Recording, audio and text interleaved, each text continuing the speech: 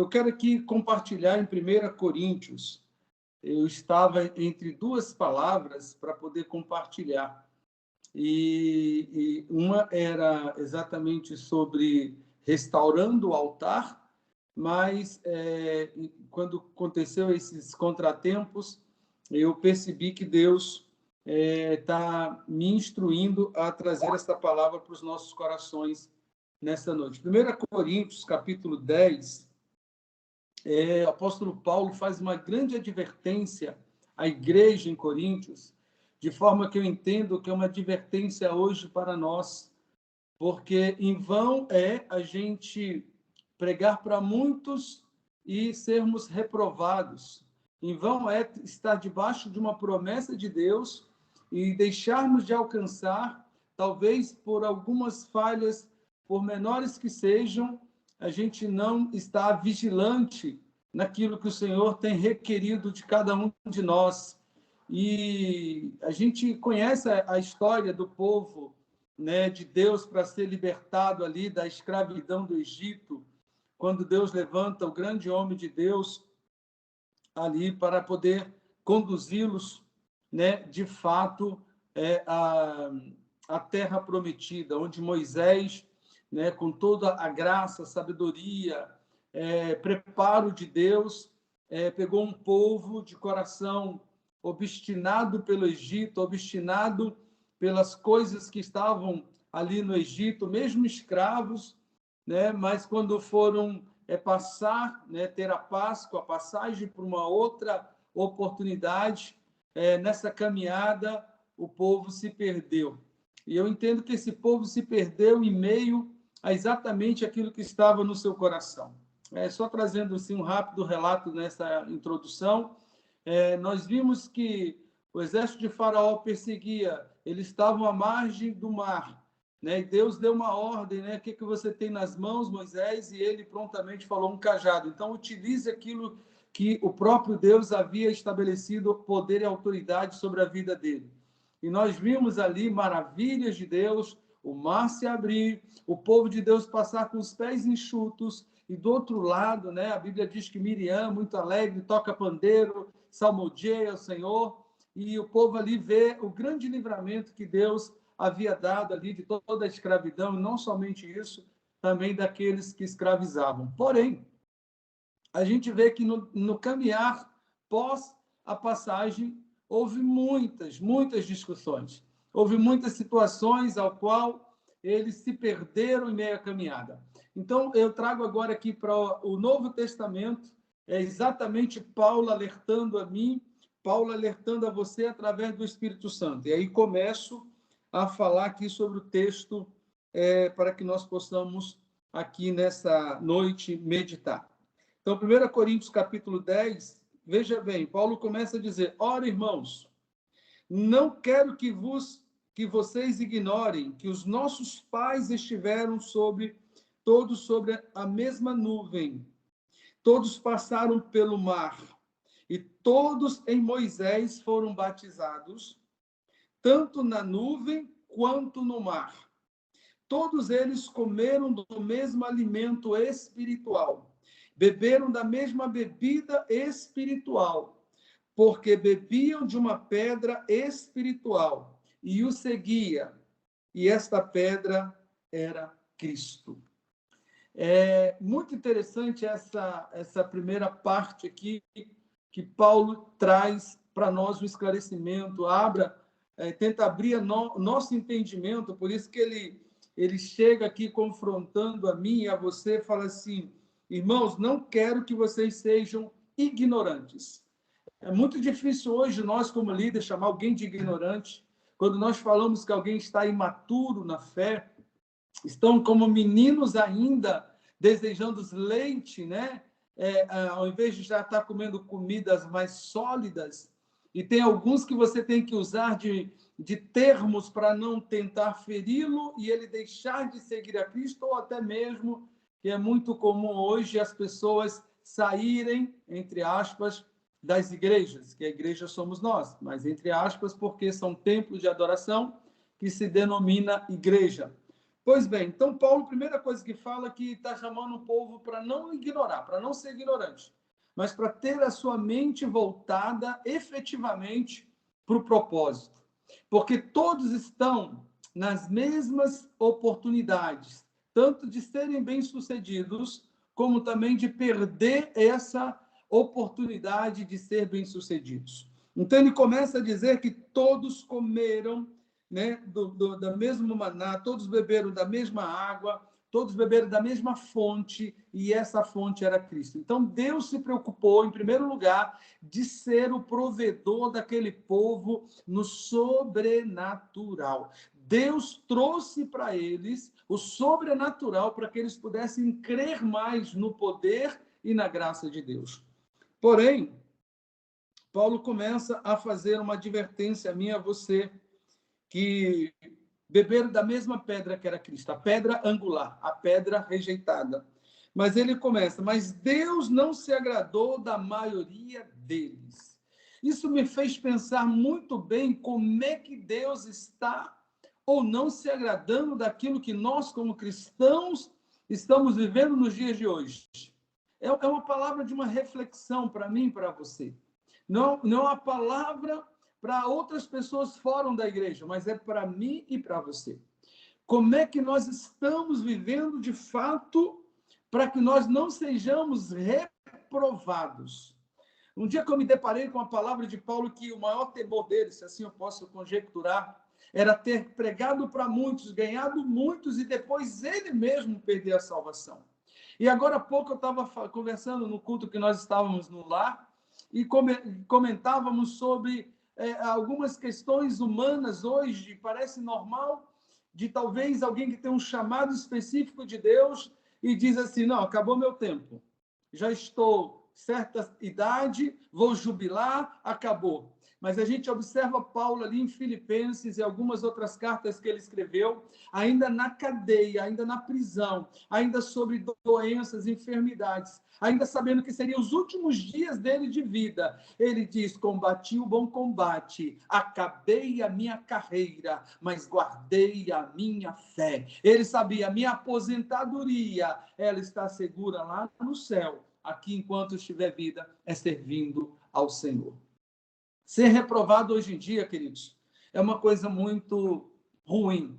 Eu digo isso porque eu comecei a fazer uma renovação de uma carteira e fui mudar de categoria por uma necessidade ministerial e estava no dia muito nervoso, estava no dia não estava bem comigo mesmo, algo tinha acontecido, me tirou a concentração e errei algumas coisas, uma grave, duas mais ou menos, mas aquelas que foram mais ou menos, que era menos peso, eu fiz duas vezes o mesmo erro. E ali, quando chegou, a senhora falou assim, se você nesse último momento, olha só, não tivesse errado isso, os outros a gente ia considerar. Mas essa última aqui, que foi menos, pesou mais do que as outras. E aí, quando ela me deu a reprovação, eu caí em prantos. Não era por uma coisa profissional, de portas abertas, de ganhar dinheiro, não. Mas veio a sensação espiritual. Falei, meu Deus, eu estou preocupado agora. De repente, eu faço muitas coisas, acho que estou trabalhando, acho que estou fazendo, mas chega no último momento, eu perco a salvação. Eu perco a oportunidade. Porque eu creio que a salvação é um processo de uma caminhada. Lá em Apocalipse diz assim, aquele que guardar, guarde a tua coroa para que ninguém te tome. Aleluia. Aquele que perseverar até o fim receberá a coroa. Com as pedrinhas. Então, um processo de Deus interessante para mim e para você. Então, vamos lá. Versículo de número 5. Mas Deus não se agradou da maioria deles, pela qual ficaram prostrados no deserto. Esses que ficaram prostrados, queridos, eu quero trazer aqui para a nossa memória. Foram aquele mesmo povo que, quando dizia lá, antes de abrir o mar, e criticava aquele que estava conduzindo, dizendo, para que nos trouxe para morrer aqui? Era melhor que nós tivéssemos morrido lá mesmo, escravo, no Egito, que simboliza a escravidão espiritual. Mas ali aquele povo que viu ali passando, do outro lado, ai, glória a Deus, agora tudo bem. Mas em meio à adversidade, algumas provações que o próprio Deus permitiu para que pudesse provar. Tiago fala que depois da provação nós somos aprovados. Depois de aprovado, nós receberemos o prêmio que Deus tem para nós. Que as provações, elas são como um tempero para medir o nível que nós estamos crendo e o nível que nós estamos tendo de relacionamento íntimo com Deus Pai Todo-Poderoso.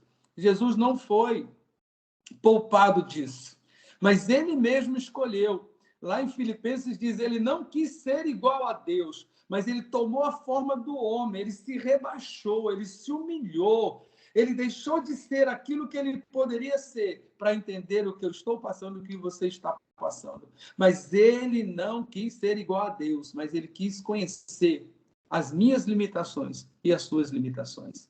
Então, aqui Paulo nos alerta para essas questões que a maioria deles ficaram prostrados no deserto. Por quê?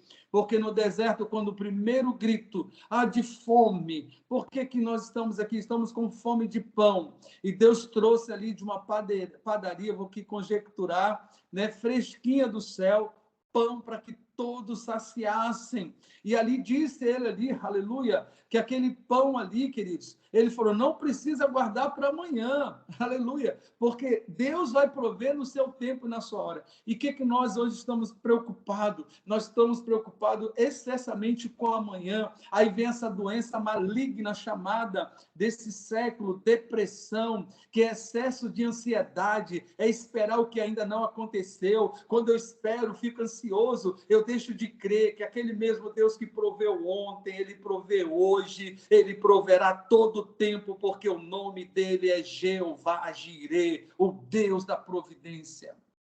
Estamos vivendo tempos difíceis que Deus, o povo não pode mais esperar um pouquinho mais, não. Tudo muito rápido, tudo muito instantâneo. E aí nós perdemos essa oportunidade. E aquele mesmo povo, né, que juntou para outro dia, com medo que Deus não pudesse prover, trouxe enfermidades. Preste bem atenção, essas mesmas enfermidades hoje, elas não são físicas. Ela não é porque eu estou comendo ou deixando de comer. E se nós sabemos muito bem que se nós comermos comida que já venceu, está estragada, vamos trazer sérios danos, né, para o nosso físico. E também, quando atinge o meu físico, queridos, atinge o meu espiritual. Mas muitos daqueles ali estavam guardando. E quantos de nós não estamos guardando rancor, ressentimento, ódio?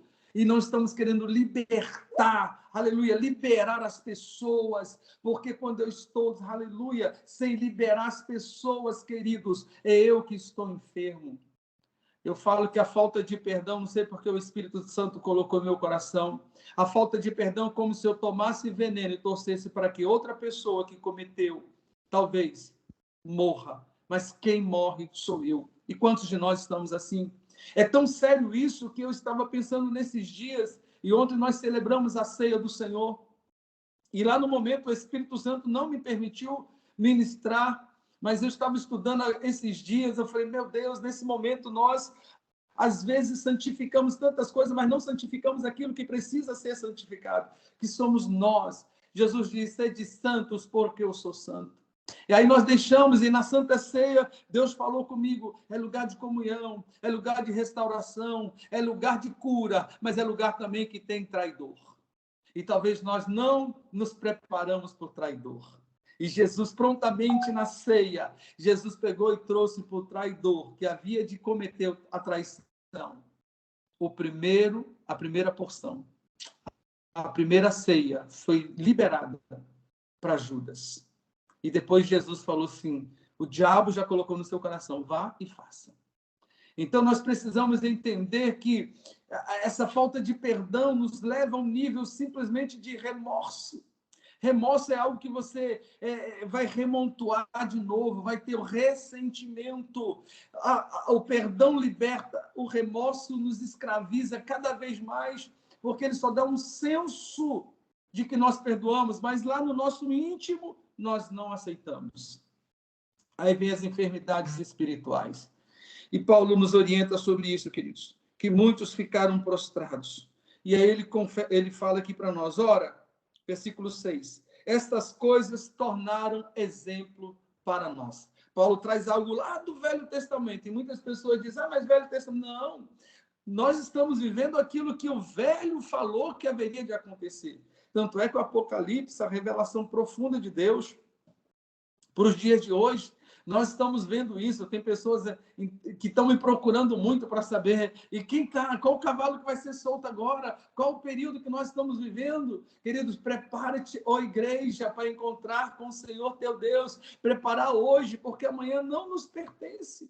Preparar agora, ser mais santo, louvar mais a Deus, ser separado mais para as coisas de Deus, não mensurar tempo, não mensurar hora, não mensurar o que seja, mas deixar Deus conduzir todas as coisas.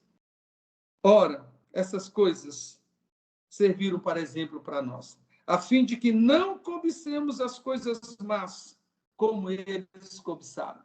Talvez o que nós mais estamos presos hoje, e Paulo escrevendo na igreja lá em Colossenses, ele traz essa palavra no capítulo 3, as coisas que nós estamos mais cobiçando hoje são as coisas terrenas, são as coisas deste mundo. Como nós, igreja, estamos presos às coisas deste mundo.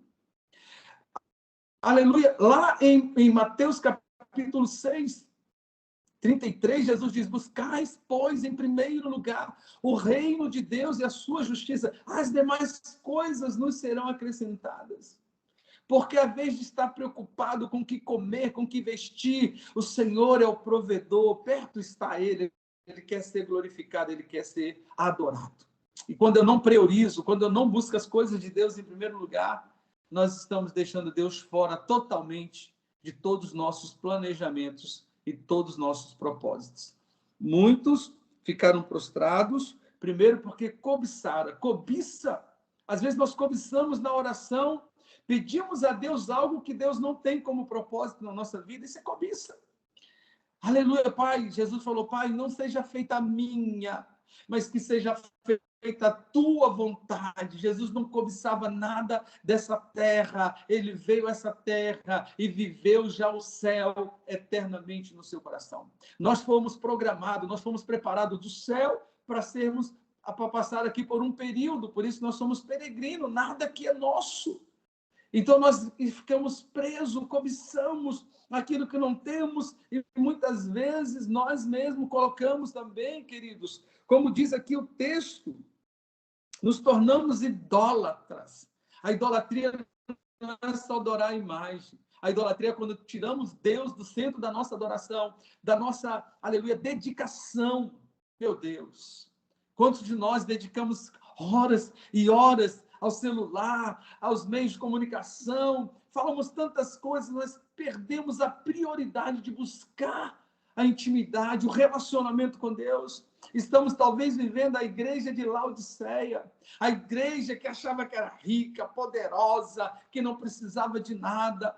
E Jesus lá no capítulo 3 diz assim, eu estou à porta, vocês estão parecendo que está sadia, parece que está tudo muito bem aí dentro, mas eu, principal, não estou dentro, estou fora. É tempo de nós refletirmos sobre isso. Principalmente nós, liderança, nós que adoramos o Senhor, nós que glorificamos o nome santo do Senhor. Então, nós às vezes tornamos idólatra, porque trocamos, aleluia, muitas coisas, ou os dons que temos, nós colocamos como nosso, como principal, queremos estar em destaque, queremos ser reconhecidos, aleluia, que ele cresça e que nós venhamos desaparecer. Eu amo João Batista quando diz, vem aí o Cordeiro de Deus que tira o pecado do mundo. Eu não sou digno, irmãos, nós não somos dignos de nada. Se não fossem as misericórdias do Senhor, eu e você não estaríamos aqui hoje. Mas Deus tem misericórdia, Deus nos preservou a vida para que nós possamos produzir outras vidas através do Evangelho do nosso Senhor e Salvador Jesus Cristo. Não seja idólatra, como alguns deles foram, conforme está escrito. Queridos, o povo assentou para comer e beber e levantou-se para divertir. Olha o nível de idolatria que Paulo fala, de autoconsumo, pensar só em si, roupa, bem-estar, sabe, posição social, que esqueça isso. Se posicione em Cristo, querido. Ainda que os outros te humilhem, os humilhados serão exaltados. Deus vai te colocar onde Ele tem como propósito. Ninguém pode roubar o que o Senhor já comprou. Me lembro de Balaque e Balaão, aquela discussão. Balaque falou, não, vai lá, amaldiçoa esse povo, eu te pago. Vai lá, profetiza contra ele, amaldiçoa. E Balaão falou assim, eu não posso, jamais. Eu tenho o poder de amaldiçoar alguém que Deus já abençoou. Gênesis capítulo 12, versículo 3, a Bíblia diz que toda a família é bendita no Senhor. Nós já somos abençoados com toda sorte de bênção. Então não há quem possa nos amaldiçoar. O Senhor nos comprou com sangue precioso. E Paulo diz outra coisa interessante, que são 5 que nós vamos meditar. Primeiro, que ele diz aqui, queridos, não cobicemos, não vamos cobiçar, vamos estar já, aleluia, sabe o que é? Estar contente com o que você já alcançou, ser mais grato a Deus pelo que você tem. Pastor, estou passando por luta, agradeça, porque as lutas vão te, aleluia, aperfeiçoar para você conquistar maiores coisas no Senhor. Aleluia. Alguém disse, é um chavão, né, que diz que a luta que não nos matar, ela vai nos permitir viver mais. Mas não é isso não, é porque Deus não permitirá nada além daquilo que nós podemos suportar. Daqui a pouco nós vamos falar sobre isso, no versículo 13 está falando sobre isso. Aleluia, glória a Deus, né? Então, cobiçar, não podemos. Outra, não podemos idolatrar, tirar Deus do centro da nossa adoração. Às vezes é um ídolo, às vezes é um pastor, às vezes a própria igreja, a denominação está acima da igreja, lavada e remida no sangue do Cordeiro. Pensemos nisso, queridos, para que nós possamos não ser reprovados, como muitos foram e ficaram prostrados no deserto. Outra palavra que Deus, a terceira situação que Deus nos coloca sobre e não pratiquemos a imoralidade, como alguns deles fizeram e caíram mortos num só dia. 23 mil pessoas por causa da imoralidade. Primeiro, voltar um pouquinho só sobre a idolatria. Nós sabemos bem que Deus tinha um tratado com Moisés de conversar com ele. E quando ali ele estava demorando um pouco, o povo falou, não adianta, vamos fazer alguma coisa para a gente adorar. E todo mundo deu, né, anel, cordões, ouro, tudo que tinha as peças, e fundiram bezerro de ouro ali, porque eles queriam ver para poder adorar. Ei, a Bíblia diz que mais bem-aventurado é aqueles que não veem, mas creem. Mas quantos estão trazendo isso de volta para dentro da igreja? Né? Alguns algumas coisas físicas para tirar o louvor e a adoração ao Senhor. Que nós sejamos como aquela mulher de João capítulo 4, né, que Jesus ensinou ainda antes por discípulos o que ele estava procurando. Ele estava procurando os verdadeiros adoradores. Ele diz, Deus é espírito, Deus é imaterial, Deus não tem matéria, ele não é, mas é espírito. E os verdadeiros adoradores não podem adorar fisicamente, eles adoram o Pai em espírito e em verdade. Não podemos trazer idolatria para o nosso meio. Terceiro, praticaram imoralidade, ficaram 23 mil. Irmão, nós estamos vivendo dias difíceis, os nossos olhos, sem querer, eles captam imagem. Tu vai preparar um estudo, aí você coloca Deus maravilhoso, Salvador, enfim. Aí chega do outro lado, aperta aqui para você conhecer mais sobre isso. Ou às vezes a cobiça, os desejos do nosso coração, as concupiscências do nosso coração, inclina a nossa natureza pecaminosa. Aleluia. Paulo fala isso em Romanos, queridos, que tem uma luta, né? Em Gálatas é uma luta da carne contra o sangue. Em Romanos fala, né, de que nós devemos andar em espírito para não satisfazer o desejo da carne. Então, nós estamos em volta disso e hoje, mais do que nunca, ensinar nossos filhos.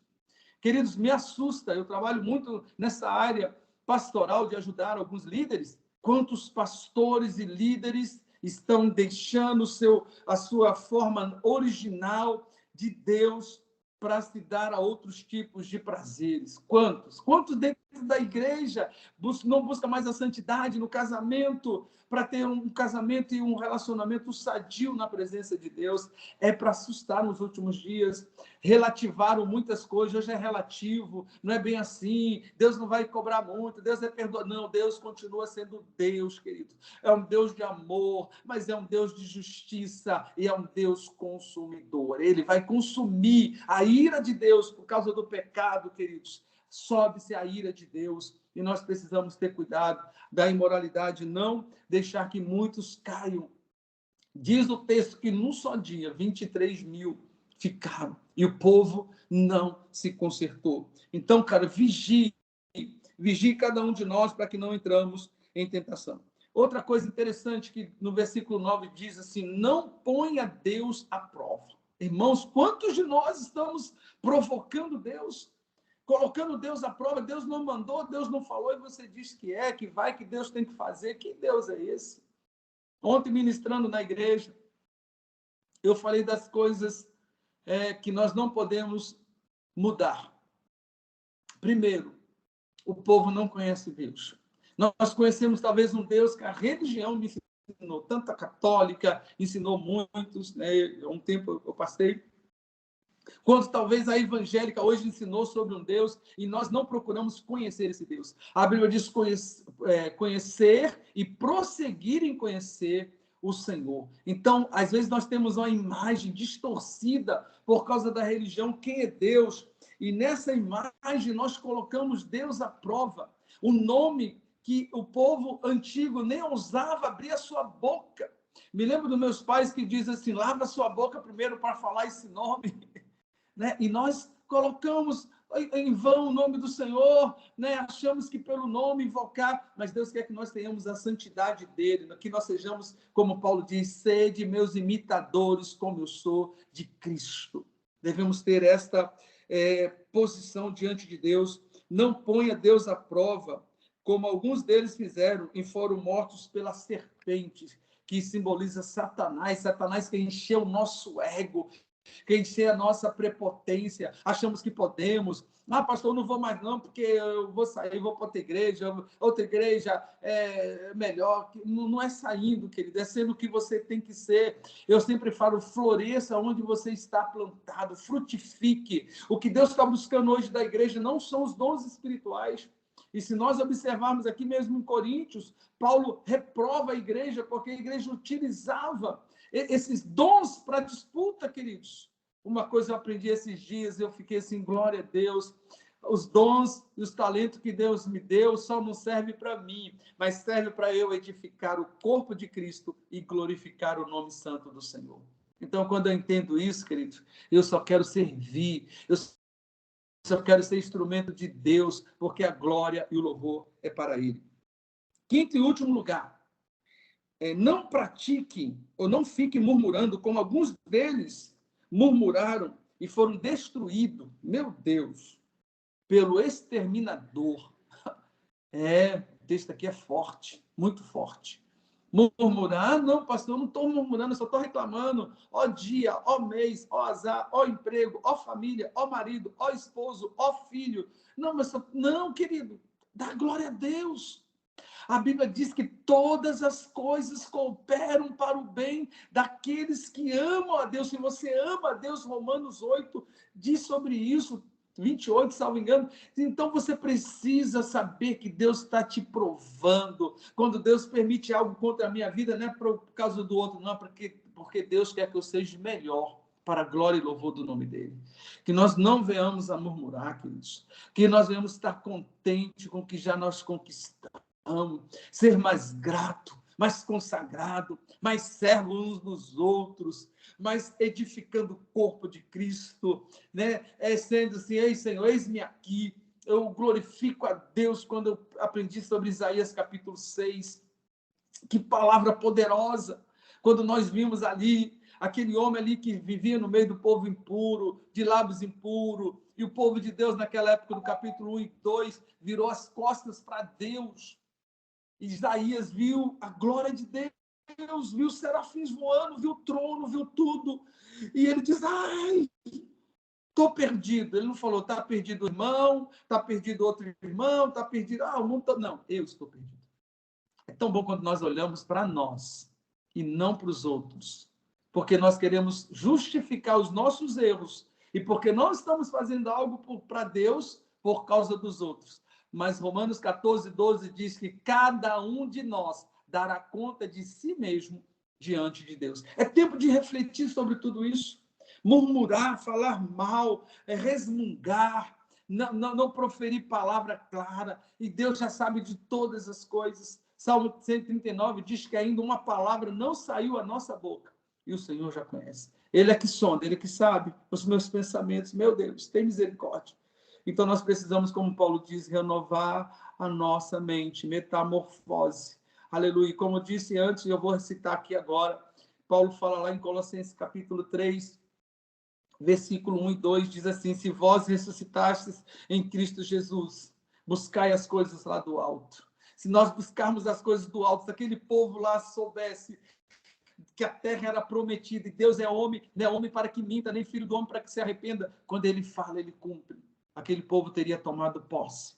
Mas 2 acreditaram. 2 buscaram. 2 não se deixaram ser levados pela maioria. É sempre assim, a maioria acha que ganha. Não, a maioria não. A maioria sempre perde. Aqueles que perseverarem, sempre a porta é estreita. Muitos errarão, porque a porta é estreita. Então, Paulo diz, Colossenses capítulo 3, 1, se nós ressuscitarmos em Cristo Jesus, nós não estamos mais vivendo essa vida aqui. Nós estamos, como ele diz em Coríntios 15, 19, se estamos procurando só as coisas dessa terra, nós somos os piores miseráveis. Buscamos as coisas do alto. E aí ele diz outra coisa, você não tem só que buscar, você tem que renovar o seu entendimento. Paulo fala muito da mente, eu gosto muito desse tema, e ele diz no versículo 2, né? E pensais nas coisas lá do alto, não na que estão aqui embaixo. Deixa Deus tomar totalmente a nossa mente. Tenhamos mente de Cristo e façamos aquilo que o Senhor quer. Para encerrar, querido, concluindo, não sabia meu tempo, mas glória a Deus, ele reforça no versículo 11. Essas coisas aconteceram com eles para servir de exemplos. E Paulo diz aqui, e foram escritas como advertência a nós para que o fim dos tempos tem chegado. Então, é para nós hoje esse exemplo. É para nós hoje essa advertência que foi escrito. Por isso, querido, versículo 12, aquele que pensa estar em pé, pensa que está em pé. Veja que não caia. Noutra tradução, Deus diz, cuide para que não caia. Não sobreveio, versículo 13, a vocês nenhuma tentação que não fosse humana, mas Deus é fiel e não permitirá que vocês sejam tentados além do que pode suportar. Pelo contrário, juntamente com a tentação, proverá livramento para que vocês possam suportar. Portanto, amados irmãos, fujam da idolatria. Fala como pessoas sábias. Julgue você mesmo o que digo. E não é de fato que o cálice da bênção que abençoamos é a comunhão do sangue de Cristo. E não é fato que o pão que partimos é a comunhão do corpo de Cristo. Porque nós, embora somos muitos, somos participantes do único pão. E Jesus é o pão vivo que desceu do céu. Se nós estivermos alimentados de Cristo, nós não vamos ter nada que possa tirar a presença do Senhor. Que Deus, na sua infinita graça, misericórdia, nos dê força para vencermos as intempéries e as tempestades que estão vindo sobre a igreja. É tempo de saber verdadeiramente quem serve a Deus e quem não serve a Deus. Que Deus abençoe. Eu agradeço a oportunidade, que o Senhor possa ministrar mais aos nossos corações através do Espírito Santo. Deus abençoe. Obrigado.